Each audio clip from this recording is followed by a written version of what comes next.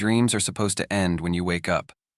They're fleeting fragments of imagination, fading with the first light of day. But last night, something changed. The red-eyed man, a figure I had only seen in my nightmares, was no longer confined to the darkness of my mind. As I blinked against the shadows of my room, there he stood silent, menacing, and all too real at the foot of my bed. Nightmares are often dismissed as fleeting moments of imagination, wisps of terror that vanish when the sun rises. But my recurring dreams of the red-eyed man were nothing like ordinary nightmares. They were too vivid, too real. Every night I would find myself in a desolate, fog-shrouded forest. The trees stood tall, their skeletal branches clawing at the sky, and the silence was deafening. It was the kind of place where you felt unwelcome, a trespasser in a world you didn't belong to. In the center of it all was him, the red-eyed man. At first, he was just a figure in the distance, shadow among the shadows, but his eyes were unmistakable. They burned like smoldering coals, cutting through the mist and locking onto me with a kind of intensity that felt unnatural. He never moved, never spoke, but his presence was overwhelming. It felt as though he was pulling me closer, beckoning me without words. Each night, the dreams became more disturbing. He grew closer with every visit, his form becoming clearer. His body was cloaked in darkness, like smoke taking the shape of a man, but those eyes, they never changed. They haunted me even after I woke up, lingering in the fog corners of my vision, making me question what was real and what wasn't. I started avoiding sleep, terrified of facing him again, but the exhaustion only made things worse. Then, one night, the nightmare spilled into reality. I remember waking up suddenly drenched in sweat, my heart racing. At first, I thought I had escaped the dream, but something felt wrong. The room was unnaturally cold, and the air felt thick, suffocating. My eyes adjusted to the dark, and that's when I saw him. Standing at the foot of my bed was the red-eyed man. I froze. My mind screamed that it couldn't be real, that I was still dreaming. But every detail was too sharp, too vivid to dismiss. His eyes glowed with the same unnatural light, illuminating his shadowy form. He didn't move, didn't make a sound, but the weight of his gaze pinned me in place. It was as if the very air around him was alive with menace. I wanted to scream, to run, to do anything to escape, but my body wouldn't respond. The seconds stretched into an eternity as I stared into those glowing eyes. Then, as suddenly as he had appeared, he was gone. One blink, and the room was empty. The cold dissipated, the air became breathable again, but the terror remained. That night marked the beginning of a horrifying reality. The red-eyed man wasn't confined to my dreams anymore. He had crossed over into my waking life, and there was no escaping him. Years before the red-eyed man entered my life, I was warned about him. At the time, I didn't take it seriously. It was just an old family story, something my grandmother would tell me when I stayed over at her house as a child. "Beware the red-eyed man," she'd say, her voice low and serious. "He comes to those who stray too close to the veil between worlds." As a child, I thought it was just another scary tale meant to keep me from wandering outside at night. My grandmother had a talent for storytelling, and her warnings about spirits and shadows were always vivid, always chilling. But one detail stuck with me: if he finds you, he'll follow you. First in dreams, then in life. At the time, it sounded like pure fantasy, something ripped from a ghost story. I didn't give it much thought until the dream started. At first, I didn't connect them to her stories. But as the red-eyed man became a recurring presence in my nightmares, fragments of her warning crept back into my mind. The eerie similarity was undeniable. One day, I found an old journal of hers while cleaning out her attic. Flipping through its pages, I came across an entry that made my blood run cold. She had written about seeing the red-eyed man herself, describing the same burning eyes, the same oppressive presence. Her words were frantic, disjointed, as if she had been too terrified to write clearly. He watches. He waits. He doesn't stop. I realized that this wasn't just a story. My grandmother had experienced the same thing, and her warning wasn't superstition, it was a desperate attempt to protect me. But it was too late. The red-eyed man had already found me, and there was no turning back. The morning after the red-eyed man first appeared in my room, I tried to convince myself it had been a hallucination. Sleep deprivation, stress, anything but reality. But then I noticed something that shattered any hope of denial. On the mirror across from my bed was a handprint. It wasn't mine, and it definitely hadn't been there before. The print was faint, almost smudged, but it was unmistakable. It looked wrong, the fingers unnaturally long, the shape distorted. I stared at it for what felt like hours, a sinking feeling growing in my chest. This wasn't just a coincidence. He had been there, physically there. I tried to clean it off, but no matter how hard I scrubbed, the imprint wouldn't fade. It was as if the glass itself had been burned by his touch. Panic set in. If he could leave marks behind, what else was he capable of? The barrier between dream and reality was crumbling, and I was caught in the middle. That night, I avoided my bedroom altogether, opting to sleep on the couch with every light in the house on. But it didn't help. Around midnight, I heard a faint tapping sound. It was coming from the bedroom. My heart raced as I crept to the door and peeked inside. The mirror was fogged over, as if someone had breathed on it, and in the center was a new handprint, clearer, more defined, and undeniably his. It was then that I realized the horrifying truth: the red-eyed man wasn't just haunting me. He was marking his territory. Each handprint was a claim, a warning that he wasn't going anywhere. And as much as I tried to deny it, I knew deep down that this was only the beginning. After the night I saw the red-eyed man at the foot of my bed, my nights became battles against fear. Yet nothing could prepare me for the whispers. It started subtly, faint sounds, barely perceptible. At first I thought it was the house settling or the hum of a distant appliance. But then, one night I heard it clearly, a low, raspy voice whispering my name. I froze, every hair on my body standing on end.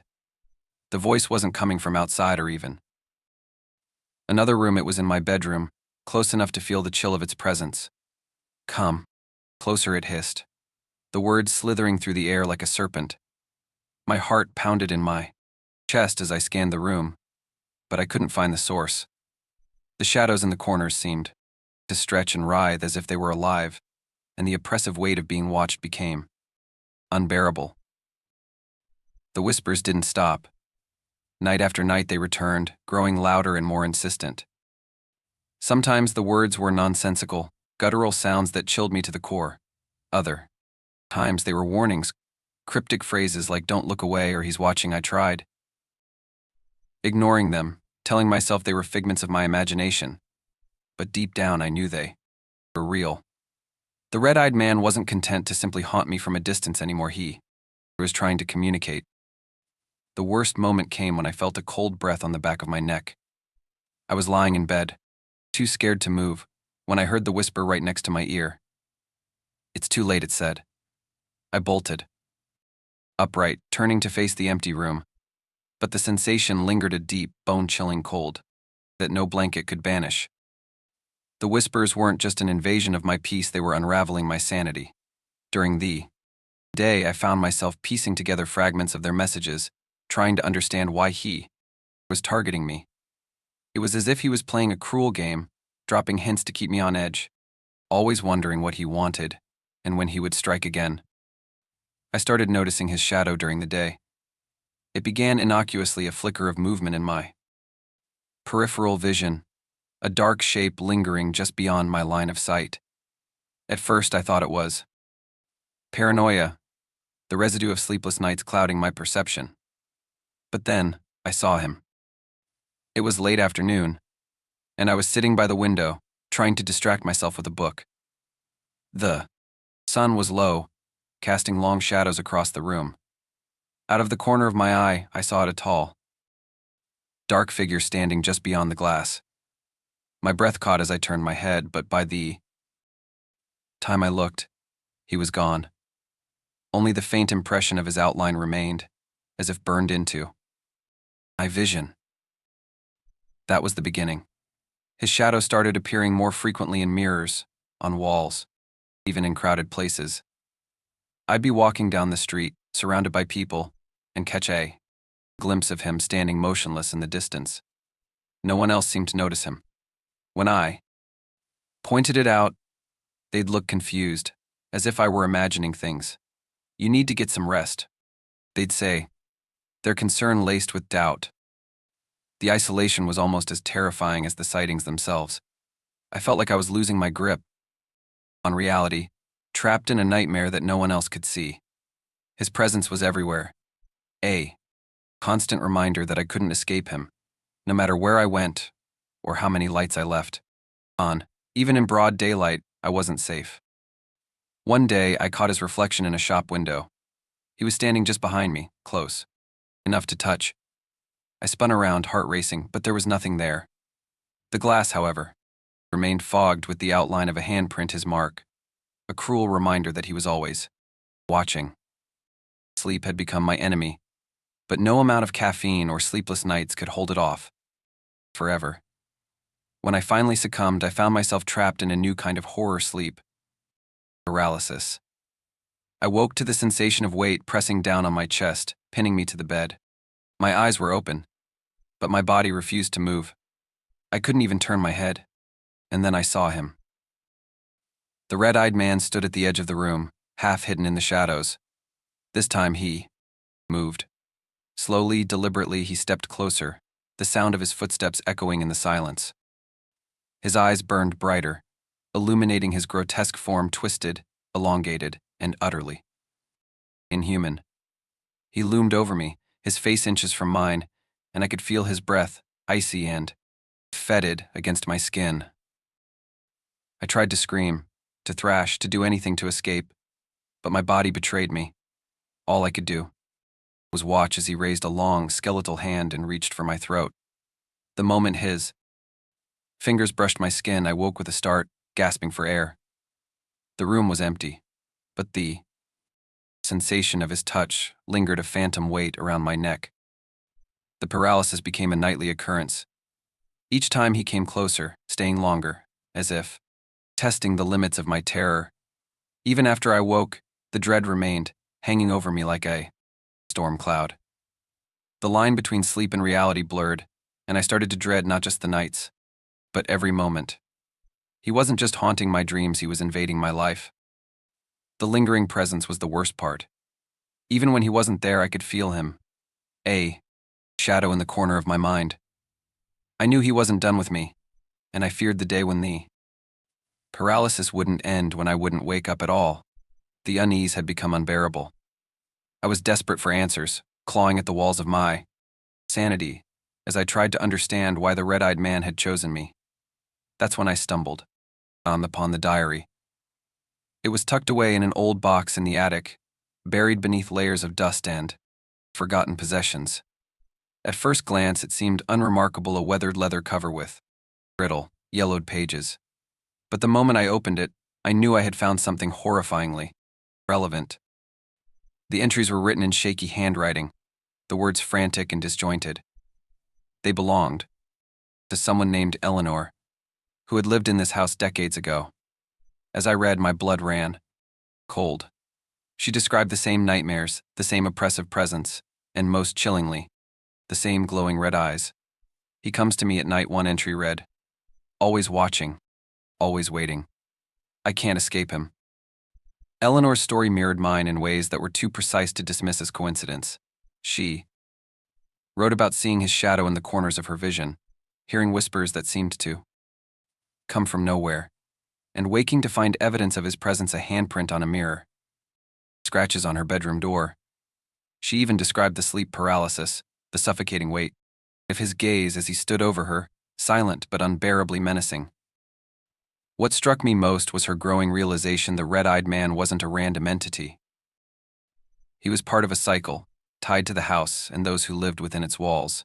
"He is bound to this place," she wrote. And now, so am I. Near the end of the diary, Eleanor mentioned a way to confront him, a ritual she had pieced together from old folklore. But her final entry was unfinished, ending abruptly with a streak of ink, as if the pen had been ripped from her hand. There was no record of what had happened to her. The only clue was a single sentence scrawled in the margin of a previous page: he demands a sacrifice.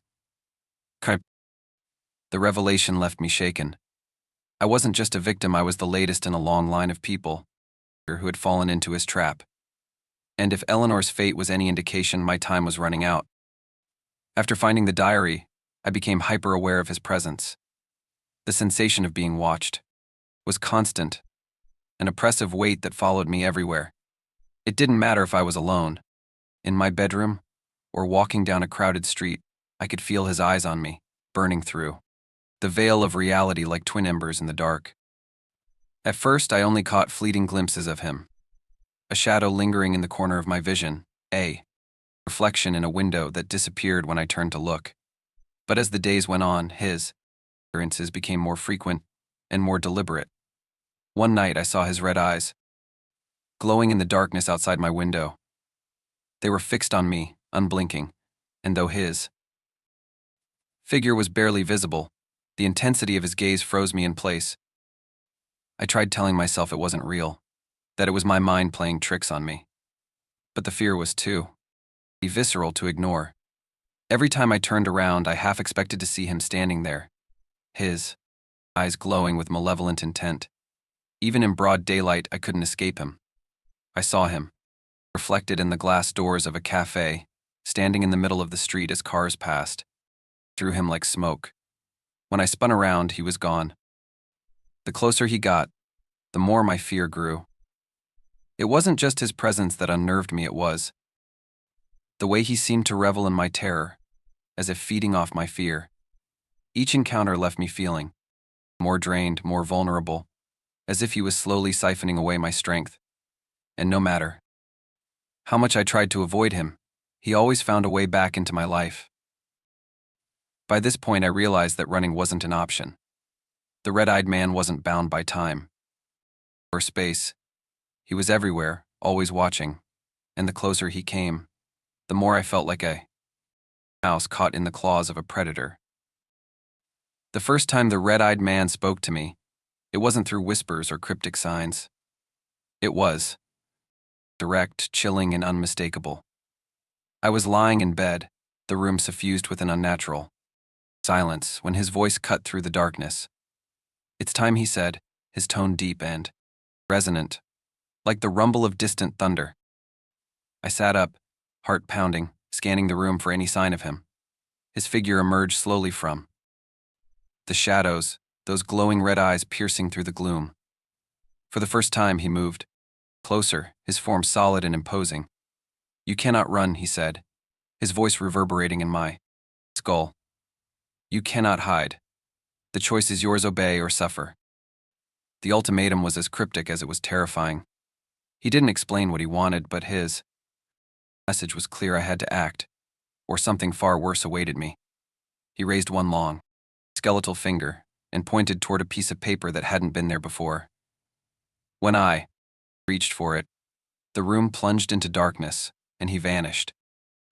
The paper was a map, old and tattered, marked with a single location: an abandoned building on the outskirts of town. I recognized the name. It had been a factory, long since closed and rumored to be cursed. I hesitated, fear clawing at my resolve, but I knew I had no choice. If I didn't go, he would come for me. And this time I wasn't sure I'd survive the encounter. The warning wasn't just a threat, it was a challenge. The red-eyed man had laid out his terms, and I had to face whatever awaited me at that abandoned site. The question wasn't whether I would go. It was whether I would make it out alive. The abandoned factory loomed before me, its shattered windows staring like blind eyes. The map in my hand trembled as I approached, my breath misting in the cold night air. This was the place, the destination the red-eyed man had marked for me. The crumbling walls seemed to hum with a dark energy, a pulsing presence that made the air heavy and the shadows alive. Hesitated at the rusted entrance, my body screaming to turn back, but I knew there was no Escape. He had brought me here for a reason, and he would not let me go. Inside, the silence was deafening. The air smelled of decay and something else, something metallic, like blood left to stagnate. My flashlight cast weak beams into the cavernous darkness, illuminating graffiti-scrawled walls and broken machinery. Then, I saw a circle etched into the concrete floor, its lines jagged and unnatural. Symbols I didn't recognize surrounded it, glowing, faintly as though alive. In the center, a single object lay waiting, a mirror. The mirror wasn't like any I'd seen before. Its frame was blackened and warped, and its surface seemed to ripple, reflecting not the room but a void of endless darkness. As I approached, a low hum filled the air, vibrating through my bones. My reflection appeared in the glass, but it wasn't me. The figure in the mirror had glowing red eyes. I stumbled back, but the hum grew louder, filling my ears with a cacophony of whispers. His voice rose above the chaos. "Now you see," he said, stepping from the shadows behind me. I spun around, but it was too late. The red-eyed man was no longer just a phantom. He was solid, towering over me, his eyes blazing with a fire that threatened to consume everything. "You were always part of this," he whispered, his voice reverberating through the room. "This was never your story. It was mine." Before I could react, he grabbed my arm with fingers as cold as death and thrust me toward the mirror. The surface rippled as I hit it, swallowing me whole. I fell through darkness, endless and suffocating. The air filled with screams, mine and others who had come before me. Images flashed before my eyes, tragedies, rituals, and the creation of something monstrous. The red-eyed man wasn't a person but a curse, a manifestation of fear and despair passed down through generations, binding its victims to the same fate. When I hit the ground, I wasn't in the factory anymore. I was in the forest from my dreams. The trees loomed, their branches clawing at the sky, and the fog was thicker than ever. He stood in front of me, his form shifting, no longer a man but something far worse, a shadow made flesh. His eyes now twin suns burning with rage. "This is where it ends," he said, "and where it begins." He raised his hand, and the ground beneath me began to split, a chasm of fire and darkness, opening at my feet. I tried to run, but my body wouldn't obey. My legs sank into the earth, the weight of his gaze pulling me down. As I screamed, the last thing I saw was his face, twisted into a grotesque smile. And then, I was back in my room. At first, I thought it was over. The air was still, the shadows motionless. But then I noticed the mirror. It was there, sitting on my desk, its surface cracked but still glowing faintly. My reflection stared back at me, its eyes burning red. The whispers began again that night, louder and more insistent. I wasn't free. I wasn't even alive, or maybe I was something in between. He had marked me, claimed me, and now I was part of his story. The terror wasn't over. It had only changed its shape. The mirror remains in my room, its surface pulsing with a dark light, and I feel his presence, growing stronger every day. Sometimes I see movement in the glass, shapes and shadows that aren't my own, and at night, when the whispers grow loudest, I can feel him standing behind me, just out of reach. I don't know how long I have left before I become like him, but I know one thing: the red-eyed man isn't bound to me alone. He's searching for someone new, someone who dares to read his story, to say his name, to let him in. If you dare, share this story, but remember, every retelling brings him closer to reality. They say he comes for those who believe, who linger too long in the shadows of his tale. Will you risk it? Are you sure you're alone as you finish this story? Or is something watching from the darkness?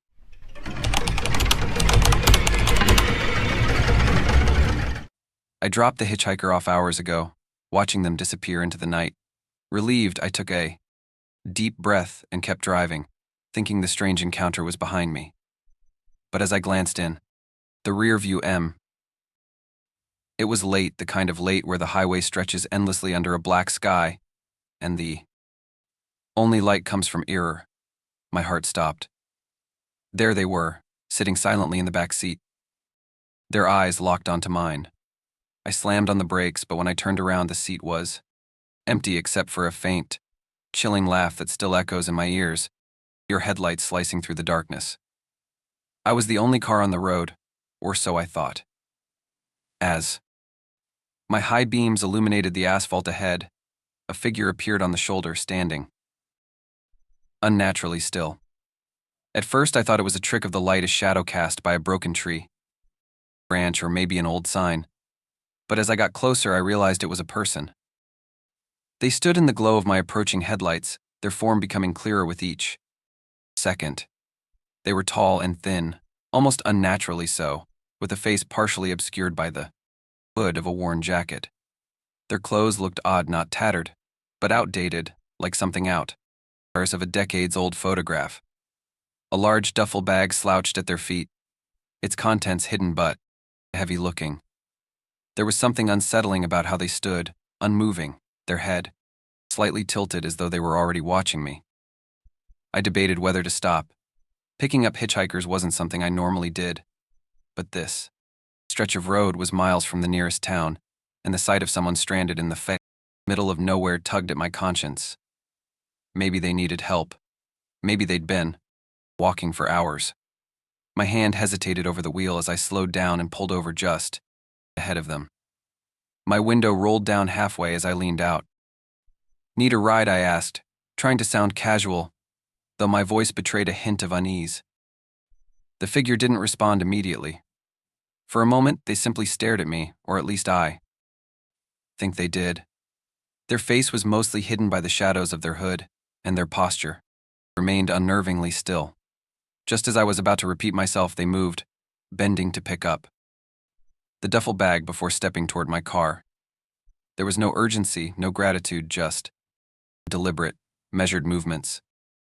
"Thanks," they said, their voice low and monotone as they climbed into the passenger seat.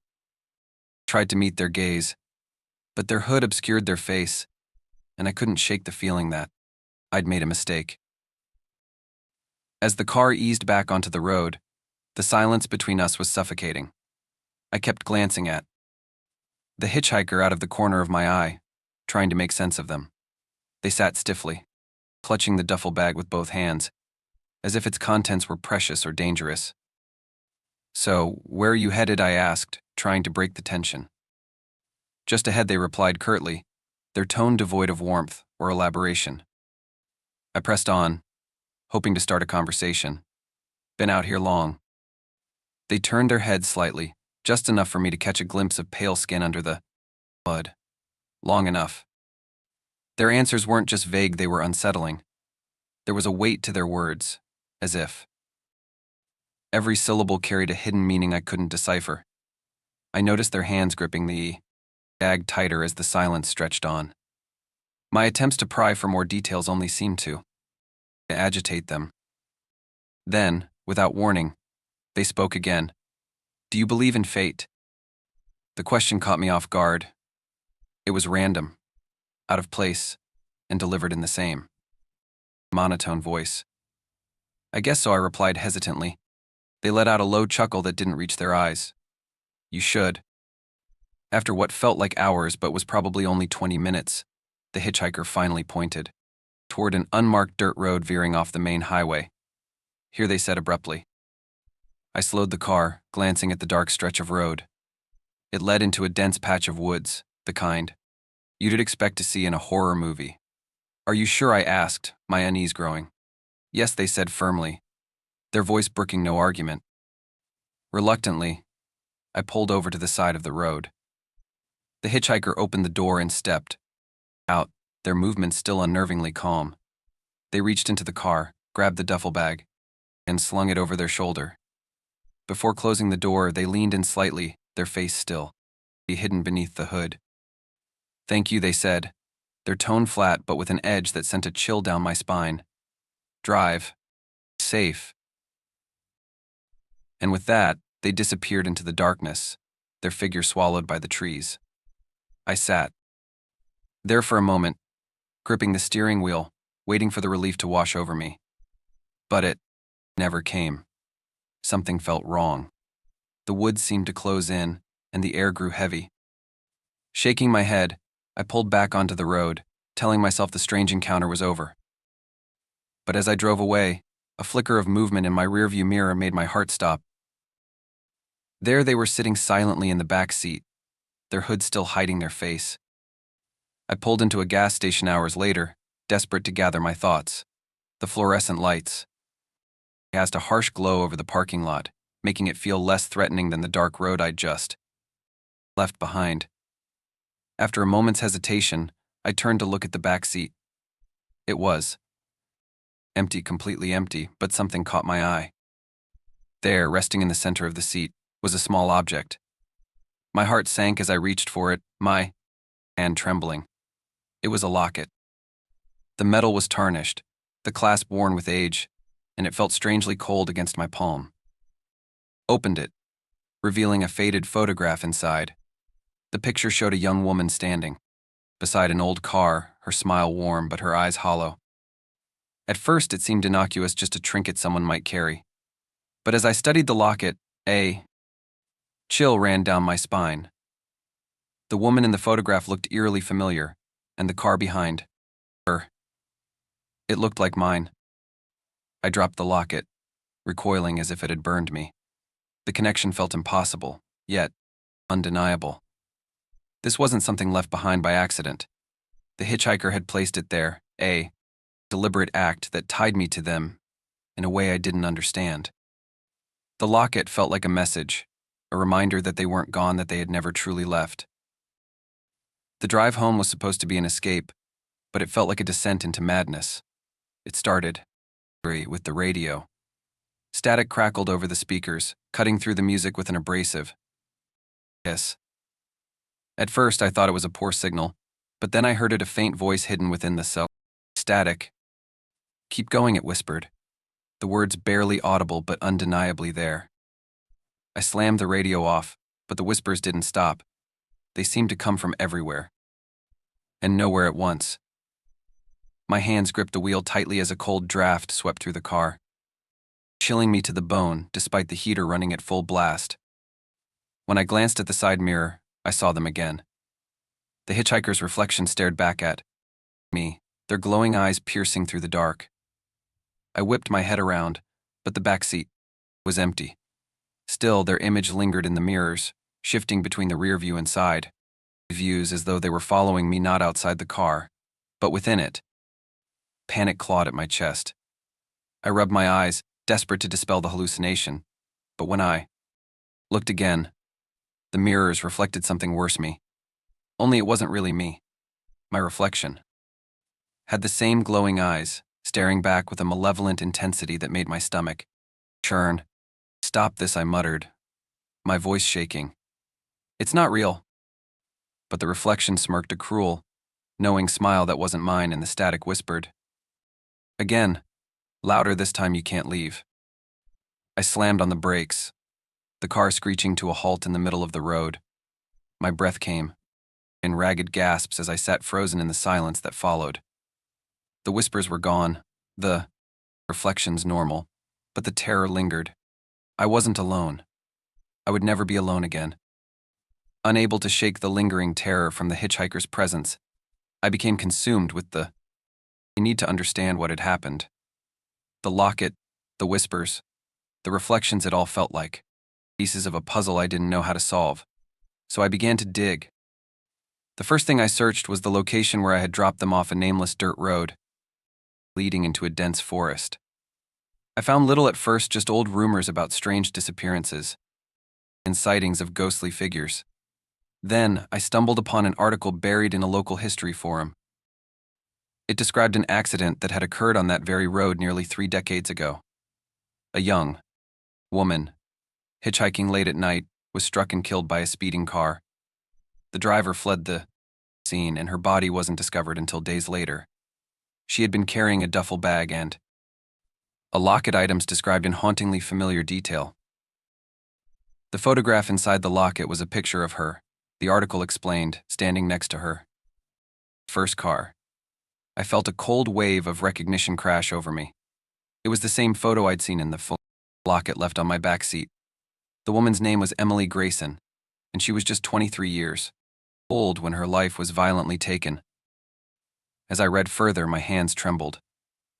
It wasn't just her death that sent chills through me, it was the stories of those who claimed to have encountered her ghost.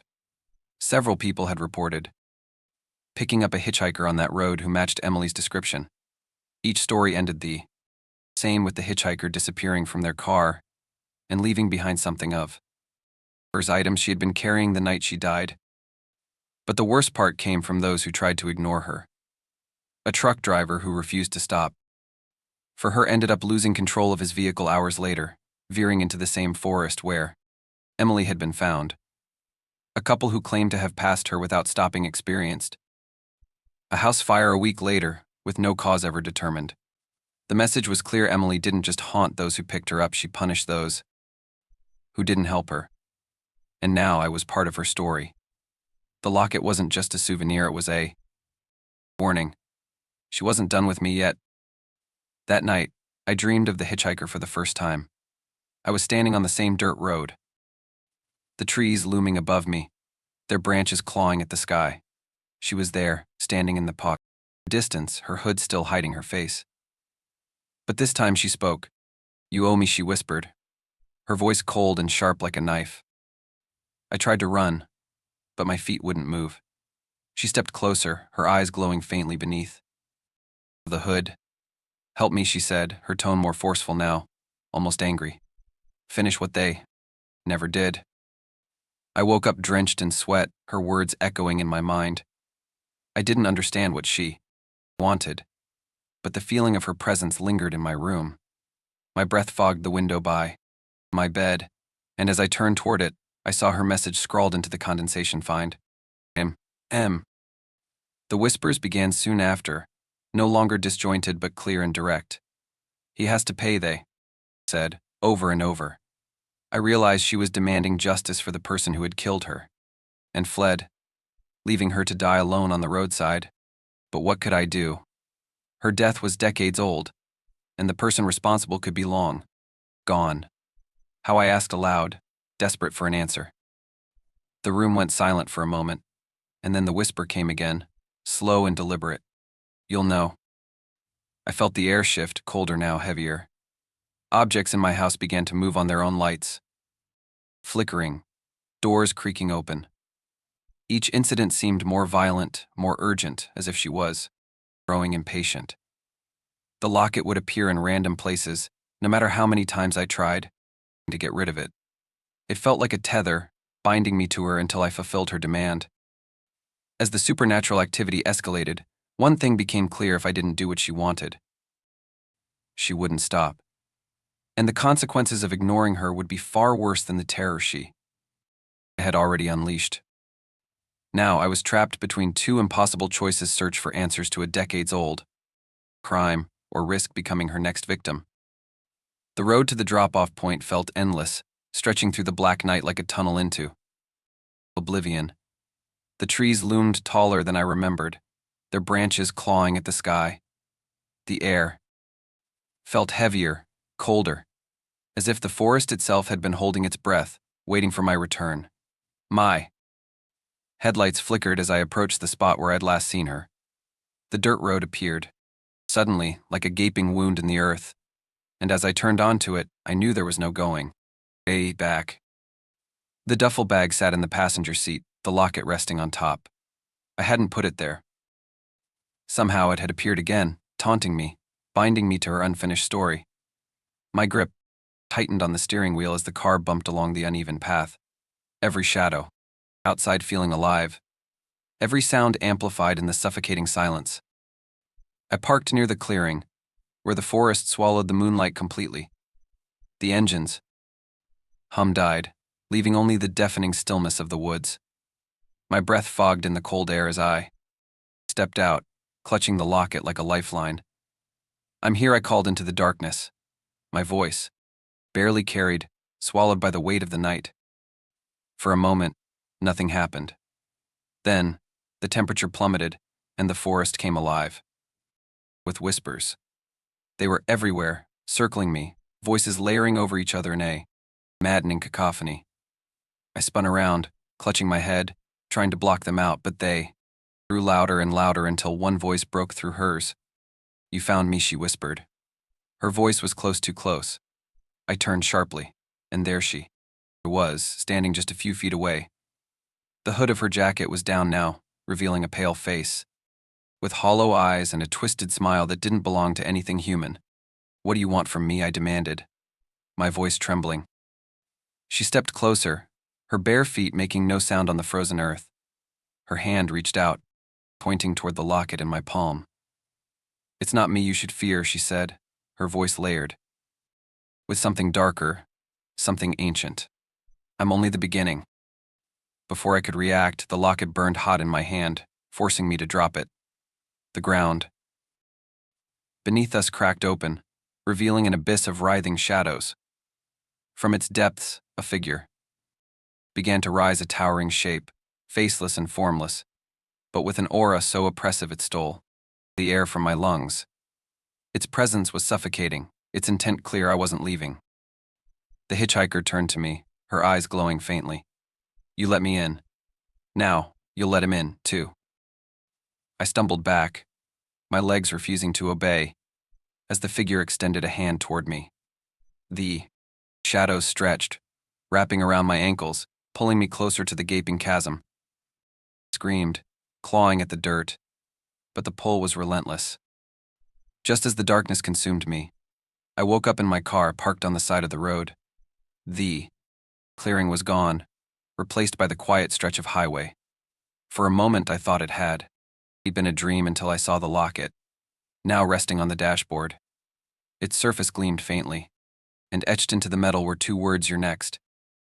I never went back to that road, but the terror followed me. The whispers return every night, louder now, more insistent. The locket reappears no matter how far I throw it away. And sometimes, when I pass a reflective surface, I see her, or worse, the figure from the abyss, watching, waiting. I know my time is running out. But this isn't just my story anymore. If you've read this far, you've invited them too. If you dare, share this story, but know that every retelling opens the door wider. Do you think you're safe? They're always watching, waiting for the next to let them in. Are you sure you're alone as you finish this story? Or is something already sitting behind you, waiting to make its move?